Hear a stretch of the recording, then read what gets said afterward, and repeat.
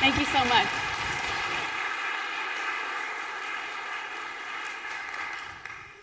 Thanks so much, guys. It's great to be back. So, how many people in this room have used the internet? Most of you. I'm surprised. That's okay. That's pretty good. Today, I want to tell you a story about how we nearly lost the internet as we know it. As with many important issues today, it's fundamentally interdisciplinary, involving technology, business, law, and activism. But each of you in this room is uniquely situated to understand, and for the seniors in the room, in just a couple of months to contribute to these types of interdisciplinary questions. Because you will be equipped with a liberal arts education. And for those of us in the room who are no longer students, who are professionals or professors, parents or grandparents, you'll see that the issues I'm talking about today are directly impacted by the active involvement of citizens.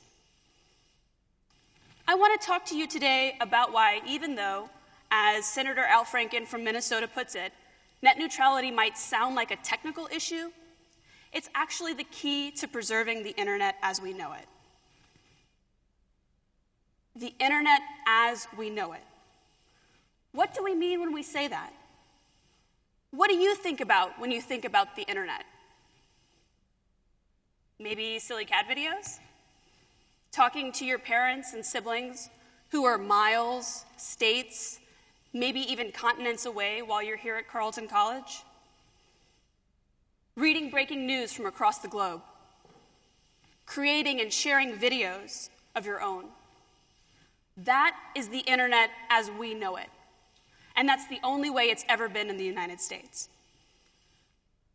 But to understand how we could have lost the internet as we know it, we need to understand why the internet is the way it is. In other words, why do we experience the internet as we do?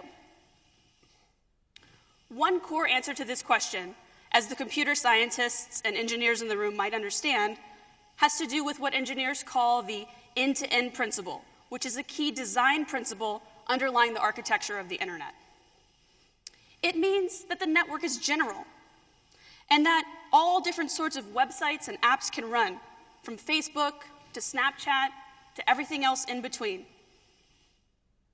It means that applications online are successful because people actually want to use them, and they fail when people don't. Not because the network or the companies that control it get to grant or deny permission.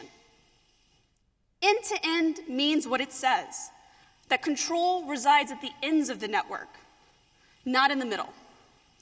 So for us, it means that you get to decide when to watch the new episode of Game of Thrones, which for me means immediately when it comes out on Sunday night.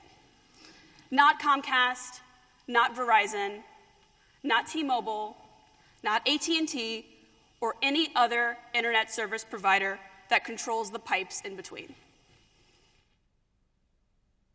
This is the internet that we've come to know and love. But as Senator Franken's comment suggests, the internet could have been another way. And indeed, over the past year and a half, I, along with many, many, many other people, have fought to preserve the internet the way it is. While internet service providers, or what during this talk I'll call ISPs for short, like Comcast, Verizon, T-Mobile, and AT&T, have tried to change. Why would they do that? Well, these companies stand to gain from moving control away from the ends of the network, where it's in your hands, where it is now, and taking it for themselves. That's why net neutrality exists, to protect the internet that you know and love. Network neutrality is the principle that the companies controlling the pipes through which data moves across the internet should be agnostic when it comes to content, that they should allow information to move freely, regardless of its source and regardless of its destination. That's why it's called net neutrality. Companies should be neutral. They should be agnostic. They should be blind to what's being transported across the network. You, the user, get to decide about the content, not the internet service providers or ISPs. So you might be asking yourself, how is it that net neutrality really ensures the internet as we know it is preserved? A key answer to that question has to do with innovation. Innovation, the ability to easily create, iterate, and disrupt existing technologies and services. It's central to our economy and to how the internet's developed. But none of that innovation would be possible without net neutrality. Net neutrality is important because it makes possible the innovation that we've come to expect from the internet. Let's take an example. Consider YouTube before Google bought it. YouTube exists because its creators were able to put their application online without asking permission from any ISP, any internet service provider. Remember, the network is neutral, it's agnostic. All YouTube had to do was attract customers in order to be successful. But if ISPs had their way, they would charge YouTube to send its content to you, an access fee. And then the ISPs would charge you, the end user, to get access to the content. Not to mention the fact that they're already getting paid in order for establishing your connection to the internet in the first place. So they'd effectively get paid twice. Now, it's totally appropriate for ISPs to try and do this. They're for-profit companies, and they're focused on their shareholders' interests, and their shareholders are interested in profits. However, I would argue this is not in the public interest. In fact, this would destroy the ecosystem of innovation by making ISPs gatekeepers charging tolls online. And while YouTube of today, the YouTube that's owned by the giant company Google, would be able to pay these tolls, YouTube, when it was first created, would not have had the capital to pony up. And what's more important, startups and emerging companies today, the next YouTube, the next Google, that someone in this very room might be able to create, would never exist in the first place. They wouldn't be able to afford these access fees, and they'd be shut out of competing. That is not how it is today. Today, customers decide. And just imagine if we were talking about an app or a website that was even more integral to democracy than YouTube, like Wikipedia or an independent journalism website. The ISPs would be in a position to keep these sites from taking off at all. Instead of you, the user, getting to decide, the ISPs would pick winners and losers online. That's precisely why policymakers, activists, and academics have worked so hard to enshrine net neutrality into law, to ensure that the open internet stays open. Net neutrality effectively involves ensuring three things. Number one, no blocking. This means that ISPs can't block content they don't like. Now, this is not a hypothetical concern. This has actually happened.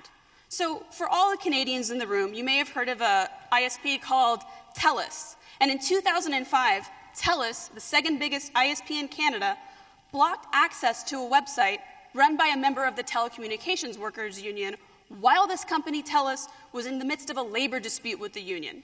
You can see the conflict of interest there. The move shut down the union's ability to organize during their strike. Under net neutrality, blocking is not allowed. Second principle of net neutrality, no discriminating. This means that the ISPs can't slow down applications as they move across the network. Again, the ISPs have already done this. This is not a hypothetical concern. So for example, BitTorrent, which you may have heard of, provides peer-to-peer file sharing, and that site is often subjected to reduced bandwidth and many times blocked entirely. Under net neutrality, this is not allowed. Third principle of net neutrality, no access fees. As things work now, everybody, no matter how much money they have, gets to access users on the same terms. But allowing ISPs or internet service providers to charge access fees or create what's called fast lanes on the internet would change all of that.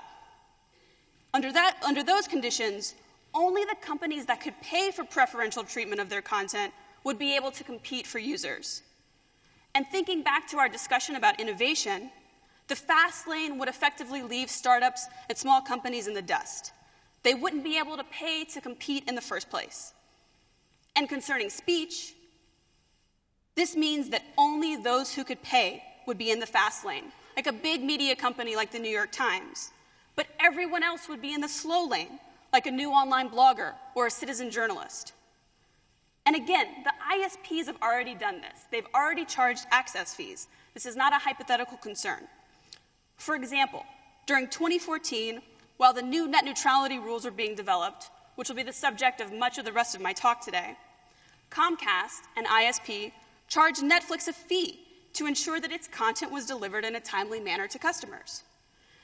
In other words, Comcast told Netflix it had a really nice business streaming TV. People love to binge watch, and it would be really a shame if something happened to it. Imagine if every time you wanted to watch Netflix, the video hung and it hiccuped and it was slow. You would not put up with that for long. You would turn it off, go to Hulu or some other platform. So Netflix paid up. Under net neutrality, that's no longer allowed. So to recap, the three key principles of net neutrality are, as it says on the slide, no blocking, no discriminating, and no access fees. The point is to keep the open internet open. Because net neutrality is so important to preserving the internet as we know it, I'm going to talk about something that might seem really wonky and boring, but which is actually super important. The government agency known as the Federal Communications Commission, or the FCC. The FCC and the 5 commissioners who run it, who you see on the screen here, are the only people who stand between you and the internet that you know and love, and the ISPs who want to change it. And if it's not clear already, I'm telling this story the way I lived it, which has my pro-net neutrality bias baked in. As a lawyer and as a scholar, I worked very hard to ensure that net neutrality was enshrined into law.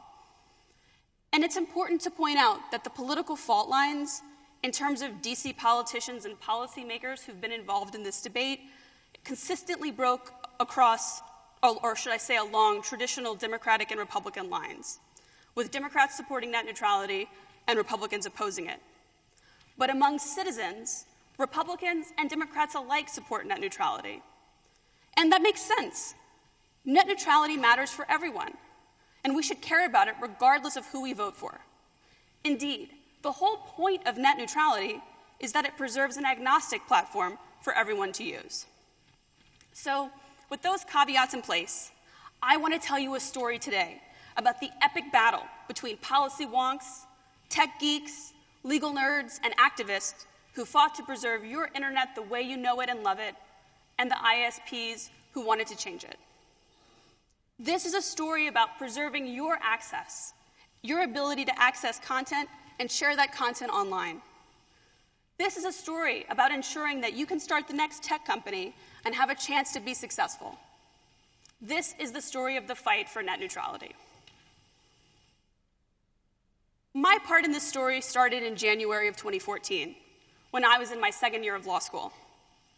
I was in the midst of taking a class called Telecommunications Law, and all of a sudden the DC Circuit, the highest court of appeals right below the Supreme Court, had just struck down the Federal Communication Commission, or FCC's net neutrality regulations. And these 3 people up here are the 3 judges who wrote that opinion. This was a devastating blow for net neutrality advocates. President Obama had just been elected in 2008 after having campaigned on the promise of net neutrality.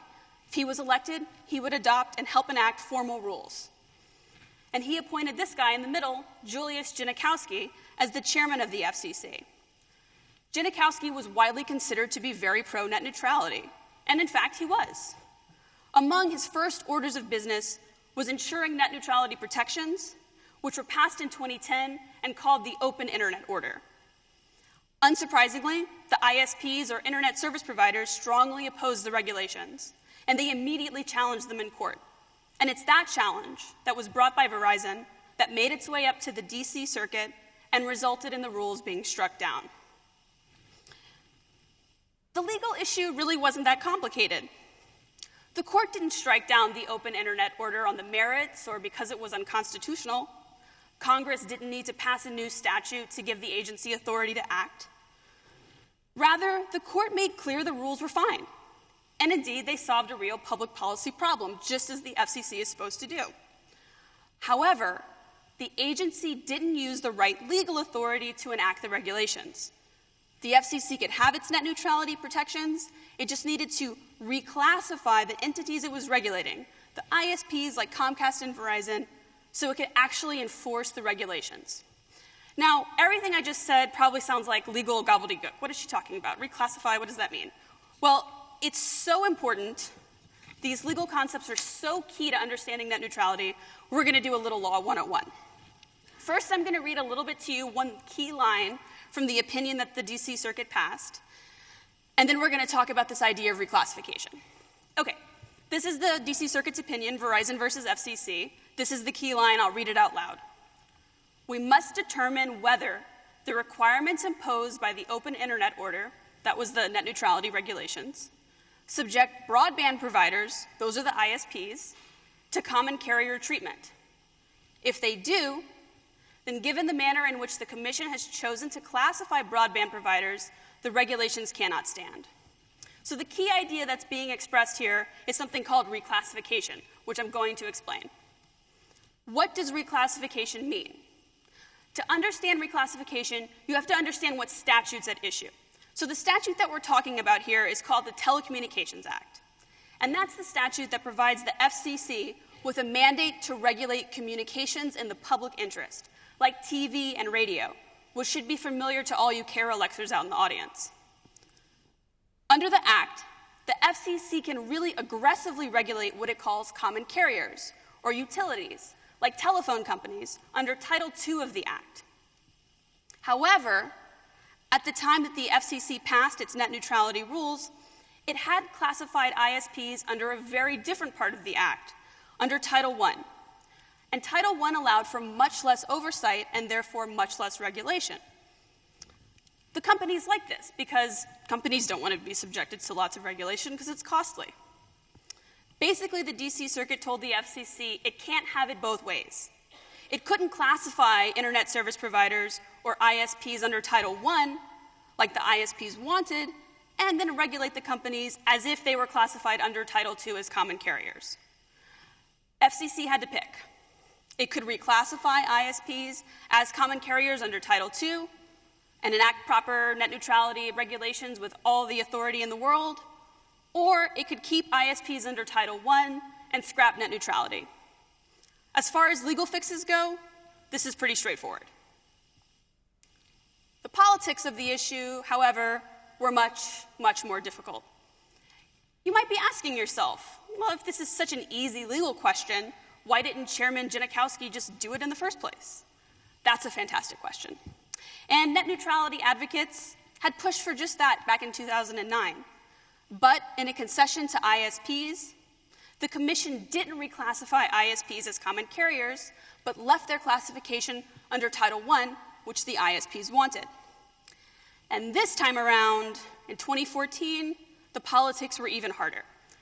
This time around, we had a different person as chairman of the FCC, Tom Wheeler. And I'll let HBO's John Oliver explain why this was a problem.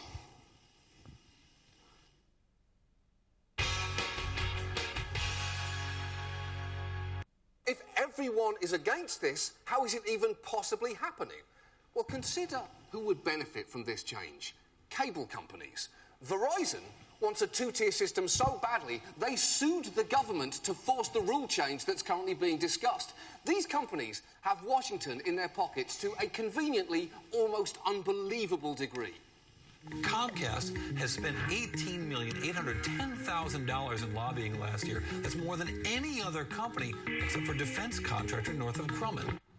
So just to be clear, the ranking of who buys government influence is number 1, military-industrial complex, and number 2, the provider of lizard-lick towing. Look, I could show you the troublingly cozy relationship between cable companies and Washington in any number of ways. I could show you the president golfing with the CEO of Comcast, or saying at a fundraiser at a cable executive's house that he'd been there so many times, the only thing I haven't done in this house is have Seder dinner.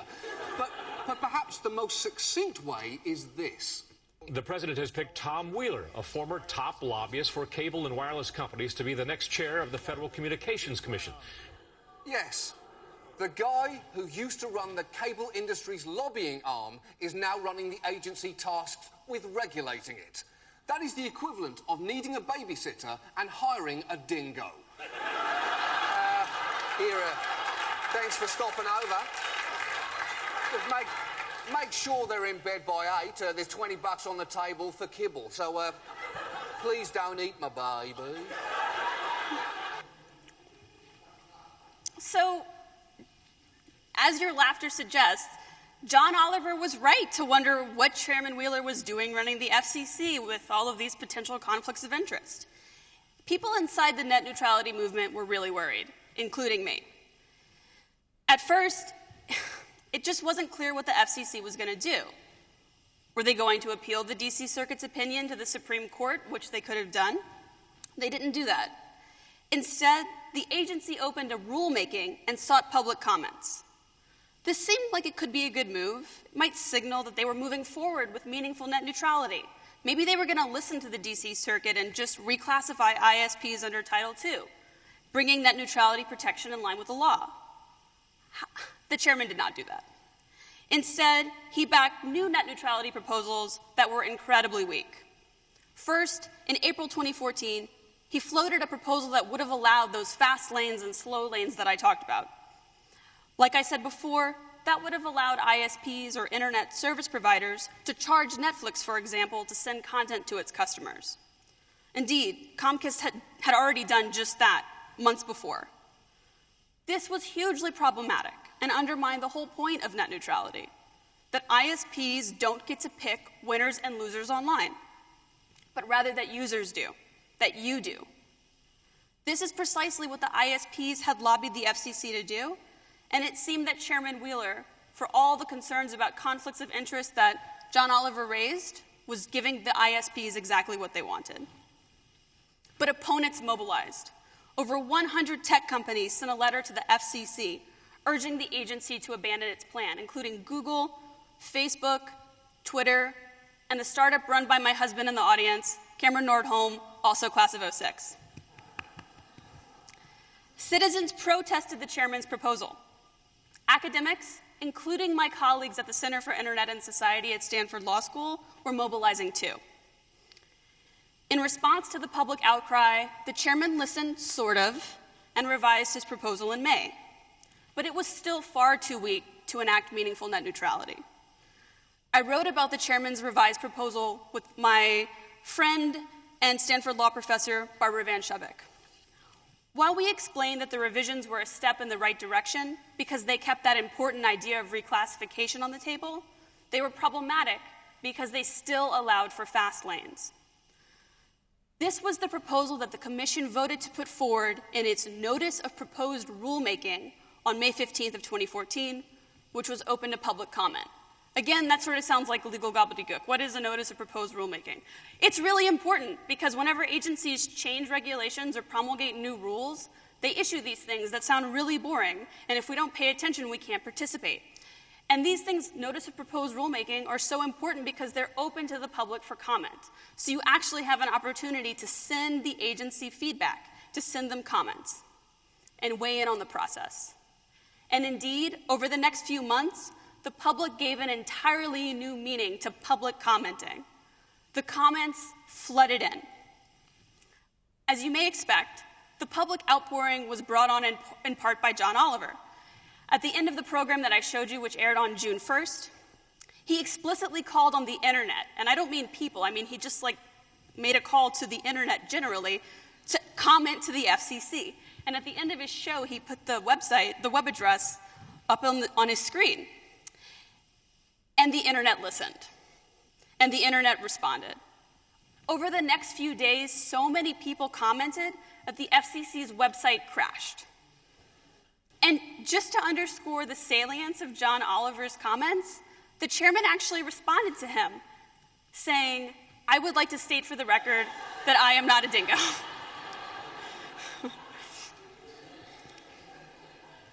I think that may be the first and last time any chairman would comment about his status as being a dingo. But John Oliver's rallying cry was just the tip of the iceberg, if the most visible and hilarious part of it. At the same time, and even more importantly, the netroots were furiously mobilizing. Groups like Free Press were helping to organize physical protests in DC. And activists teamed up with websites, including Reddit, Tumblr, Mozilla, and Etsy, to hold what they called an Internet Slowdown Day on September 10th, where many websites, as you see on the slide here, symbolically broke to illustrate what slow lanes would look like if net neutrality was lost.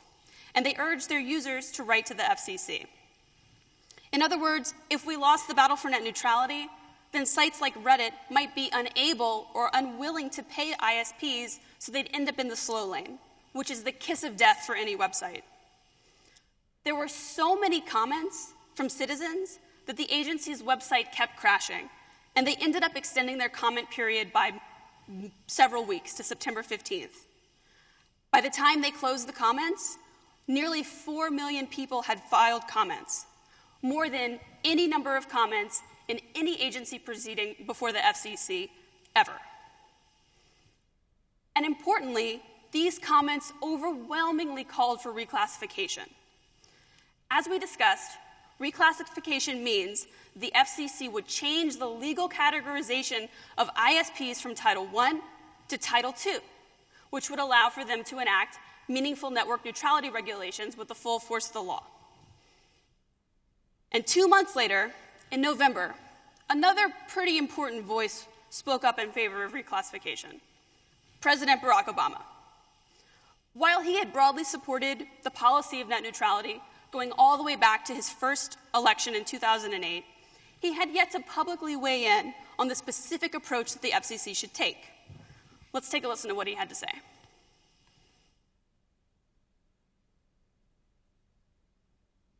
Hi, everybody. Ever since the internet was created, it's been organized around basic principles of openness, fairness, and freedom. There are no gatekeepers deciding which sites you get to access. There are no toll roads on the information superhighway. This set of principles, the idea of net neutrality, has unleashed the power of the internet and given innovators the chance to thrive. Abandoning these principles would threaten to end the internet as we know it. That's why I'm laying out a plan to keep the internet free and open. And that's why I'm urging the Federal Communications Commission to do everything they can to protect net neutrality for everyone. They should make it clear that whether you use a computer, phone, or tablet, internet providers have a legal obligation not to block or limit your access to a website. Cable companies can't decide which online stores you can shop at or which streaming services you can use. And they can't let any company pay for priority over its competitors. To put these protections in place, I'm asking the FCC to reclassify internet service under Title II of a law known as the Telecommunications Act. In plain English, I'm asking them to recognize that for most Americans, the internet has become an essential part of everyday communication and everyday life. The FCC is an independent agency, and ultimately this decision is theirs alone. But the public has already commented nearly 4 million times, asking the FCC to make sure that consumers, not the cable company, gets to decide which sites they use. Americans are making their voices heard and standing up for the principles that make the internet a powerful force for change. As long as I'm president, that's what I'll be fighting for too.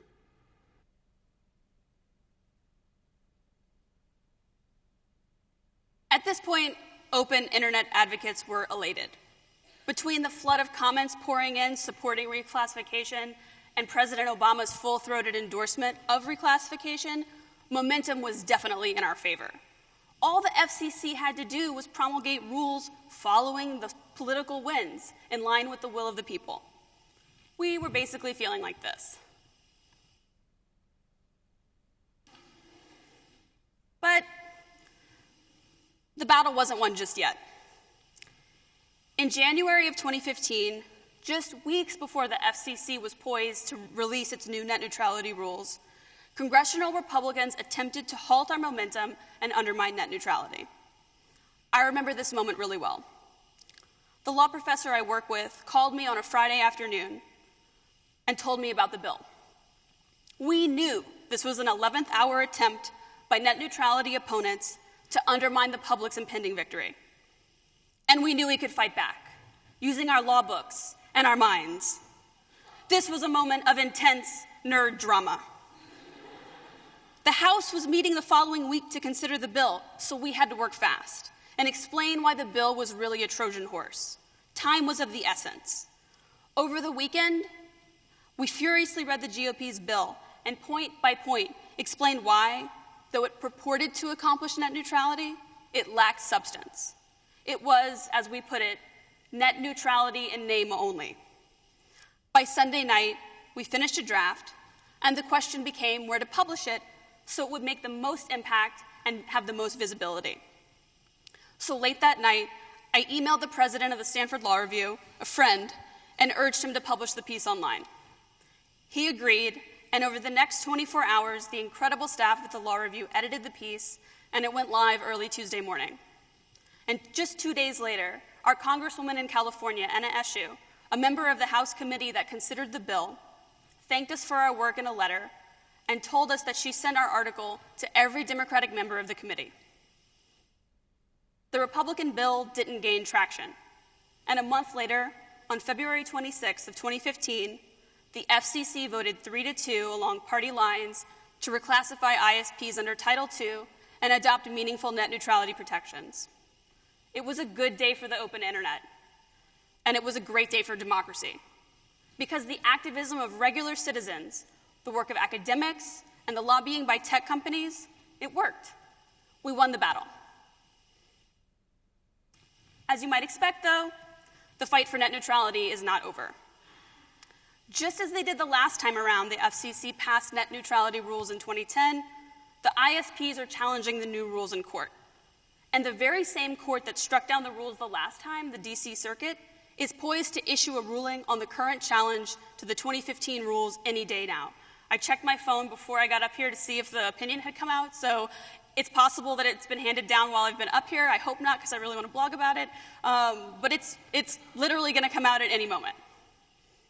And at the same time that there's a legal challenge in the courts, congressional Republicans have again sought to undermine net neutrality in Congress. They've just passed a bill in the House that would completely remove the agency's authority to enforce net neutrality. And the bill is now headed to the Senate. And even though President Obama has publicly promised to veto it if it comes across his desk, the bill represents a huge threat to net neutrality. And if this issue at this point in the talk is something you care about, I urge you to get involved by calling your senator or checking out battleforthenet.com. And even if the net neutrality rules are upheld, we will have only won one battle in the much bigger fight for free speech in the digital era. Senator Franken's quote, which we looked at earlier, has another part to it that we're going to talk about now. He also said that net neutrality is the most important First Amendment issue of our time. The most important First Amendment issue of our time. That's worth emphasizing, because you might have thought, before I started this talk, that net neutrality was a geeky, computer science-y technology issue. Well, it is, but it's so much more than that. I believe the First Amendment implications of net neutrality are the reason why it's such an important issue. And I want to zoom out a little bit from our discussion of the battle for net neutrality to talk about what's at stake more broadly in terms of free speech and democracy. There are two primary reasons why net neutrality is the First Amendment issue of our time. First, as I've talked about today, preserving net neutrality provides the foundational structure, the architecture of the internet to facilitate free and open speech environment. You, the content creators and the users, you get to pick the content, not the internet service providers or the ISPs. And as more and nearly all of our speech happens online, from the political to the personal to the banal, it's essential to ensure that ISPs cannot act as gatekeepers to make decisions about the content that you create, that you share, and that you receive. This is an essential part of maintaining an environment online that supports free expression and open discourse. But it's only one battle in a much, much larger war over what free speech will look like in the 21st century. So that brings me to the second reason why net neutrality is the First Amendment issue of our time. Second, and I believe even more importantly, net neutrality is an important First Amendment issue because it gives us an opportunity to think through complicated questions about what constitutes speech in the digital era. I told you earlier that the ISPs, or the internet service providers, are challenging the new net neutrality rules in court, but what I didn't tell you is that one of their arguments is based on the First Amendment. They claim that the act of transmitting data through the internet is a speech act. If transmitting data is speech, then it could be unconstitutional to regulate it. First Amendment questions like these are subject to what courts call strict scrutiny, which is a legal term of art that means it's really, really hard to regulate speech, and courts are really, really skeptical when the government tries to do it. That high bar makes sense when we're talking about ensuring that the government can't control a citizen's speech like your speech. That was the whole purpose of the First Amendment. But in an era where corporations have expanding speech rights and where the law is unclear about what kind of acts in the digital context constitute speech, this claim could get traction, either in this case or in the next one. And in my own scholarship, which I'll be discussing with other First Amendment scholars next week at Yale Law School, I argue that the ISPs are wrong. Transmitting data is not a speech act, and corporations should not be able to hijack the First Amendment so they can subject publicly interested regulations like net neutrality to unwarranted constitutional scrutiny. But this is just one of many open questions about what constitutes speech in the digital era. Let's consider some of those questions. Should all types of code be considered First Amendment protected speech, which Apple was poised to argue against the government so it couldn't have been compelled to unlock the San Bernardino shooter's iPhone? Should search engine results be considered First Amendment protected speech, which Google has argued? What are the limits to free speech online? Like when high school kids use Twitter to cyberbully each other, or when terrorists use Facebook to organize. If you don't have an answer to these questions, you're not alone. These questions are incredibly complicated, and I believe they require a liberal arts approach to answer. As we've seen, these are interdisciplinary questions involving technology, law, ethics, and democratic theory. And as the story I've told today shows, they're also collaborative, involving academics, lawyers, business leaders, activists, citizens. And just as flag burning, Vietnam War protesting, and obscenity laws shaped the parameters of what free speech meant in the 20th century, the answer to these questions will shape what free speech is in the 21st. Many of us have the ability to help provide the answers, and I hope that you'll participate in the process. I'm convinced that the quality of our democratic discourse depends on it. Thanks so much for your time and attention, and I look forward to your questions.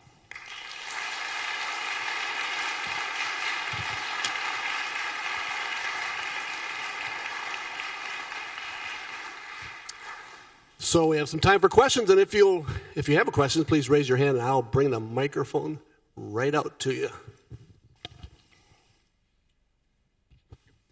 Hello, my name is Alec Kenlon, and I'm a cinema and media studies major here and a sophomore. I was wondering, so we hear a lot with the internet and kind of the death of print journalism and things like that, and I'm also on the board of the radio station here. I'm wondering if you can speak to sort of the adjustment from these sort of older, more retro forms of media, such as radio and print, to the more modern, such as like podcasts and internet usage. That's a great question. It's Alec or Alex? Alec with a C? Thanks, Alec. That's a great question. Wow, that's like a huge question. You could write mini dissertation about that question. One really important aspect of that, I think, is, and I'll tackle this, and if you want to follow up, feel free. I think there has been a sort of technologically deterministic narrative among many scholars and activists that the shift to new media technologies is going to just totally upend the way things are. Like, it's going to allow for the death of all the dinosaurs and all our parents' generation. They're all going to go away, and all these new young people will be able to take over the kind of parameters of speech using new technologies. I think that's really just not the case, because it ignores the political economy undergirding our entire media ecosystem. So there's a really interesting book called The Myth of Digital Democracy by a guy named Matthew Hinman. He just recently did a PhD, and the book is the product of his dissertation. And it looks at the fact that most of the most salient bloggers online are actually white men who were educated in sort of have a similar socioeconomic background, which goes to show that in many respects, these new media technologies are reproducing a lot of the same structural inequalities that have existed for a long time and not actually disrupting more of the fundamentals of the media landscape. Now, that's a sort of, at the political economic level, I think these technologies are not disrupting these sort of structural questions. But I will say in terms of the day-to-day practice of journalism, new media technologies really are changing the game, because you find that the news cycle is so compressed. I mean, if you can tweet something, you have to, I mean, that gives a new meaning to breaking news. The fact that you can write 140 characters and send it out within a few moments. So I think in terms of the actual day-to-day practice of journalism, these new technologies raise questions for journalists about engaging in good journalistic practice and how do you deal with media ethics in those sorts of situations. I don't have any great answers for exactly what the answers to those questions should be, but you've definitely put your finger on one of the most important issues, I think, at the intersection of technology and journalism, so thanks.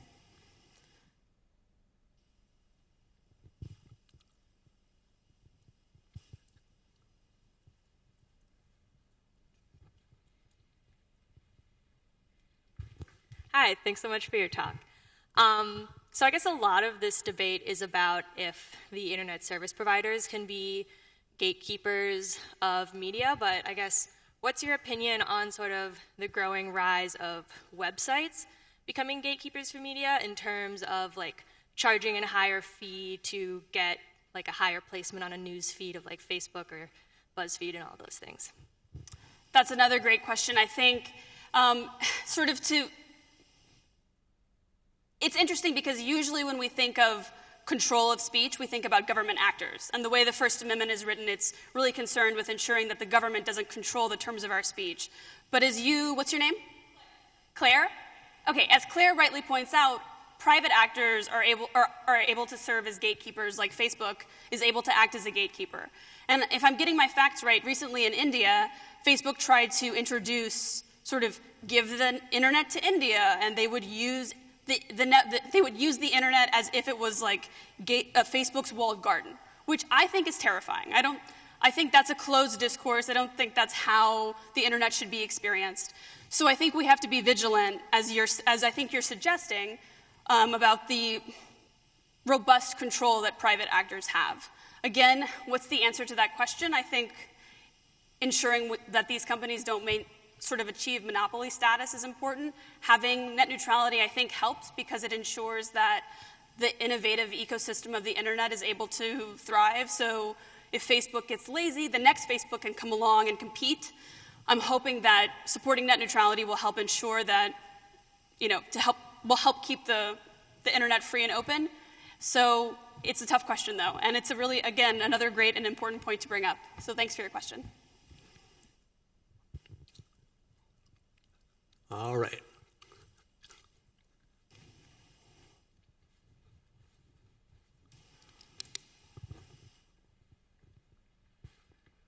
Hello. Thank you for your talk. I'm Katie. I'm a senior philosophy major and aspiring lawyer. And I have a question about international internet regulation. So as you mentioned earlier, when you referred to cyberbullying, there are a lot of problems that can arise through the internet that seem like they should be subject to some form of regulation, whether that's drug sales through something like Bitcoin or international terrorist organizations organizing through Facebook.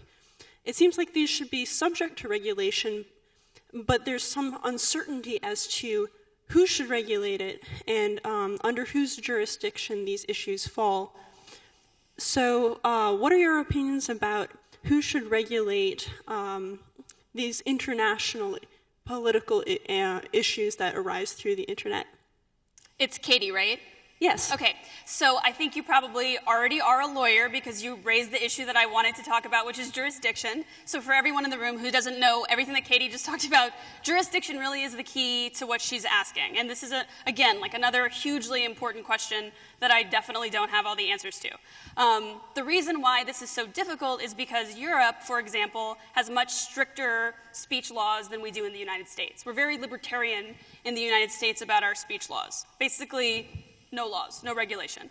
So for cyberbullying, for example, it's really hard to try to regulate what I might say about you because I'm saying, well, it's my free speech right to say that you look stupid. But you might say, no, you're bullying me and this is not okay, we need to regulate your speech. That's just a banal example, but I think you get the picture. In Europe, you can regulate that kind of stuff. So, as Katie points out, the jurisdictional question is really what's important. Who gets to control these legal questions when the internet spans the entire globe, but these injuries happen in specific places? I mean, this is like one of the hot questions that people at the Center for Internet and Society, where I'm a scholar, that's one of the hot questions they're dealing with. And I don't have an answer for you because it's hard. I mean, I think the question sort of brings up imperialism in a lot of ways. Are we going to engage in cultural imperialism where we export our First Amendment values to other countries? Are we going to find a sort of norm that we can agree on internationally? Is there even a norm that we could agree on internationally? I don't know, but I think you should go to law school and answer the question because it's such an important one. And I'd be happy to talk to you about law school if you want, offline. But it's another great question and very hot and pressing issue. Other questions? Great questions. Going once, going twice. Is there another hand? No? If there are no other questions at this time, please join me in thanking Morgan for coming back and stop by and see her on your way out.